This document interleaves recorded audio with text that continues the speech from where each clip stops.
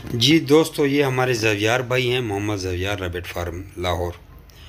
उनको अंगोरा जा रहे हैं। इनको पहले भी हमने अंगोरा दिए थे।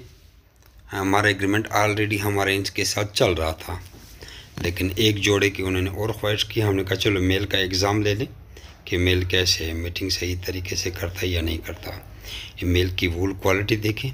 12 साल का हमारा इनके साथ ऑलरेडी एग्रीमेंट चल रहा है। ये हमारा फार्म है और 4,000 का बच्चों का जोड़ा इनसे वापस लेते हैं। अगर 10 बच्चे आए तो 20,000, 12 बच्चे आए तो 24,000, यानी एक फ़ीमेल इतना मुनाफा देती है।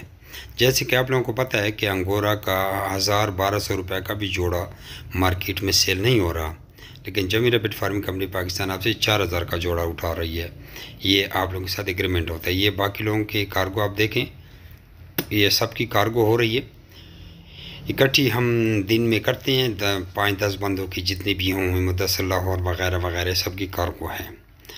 और अपना नाम और शहर का नाम व्हाट्सएप पर बताएं तो आपको फ्री ट्रेनिंग और मालूमात भी दी जाएगी। ये देखो अभी गाड़ी आ रही है कार्गो।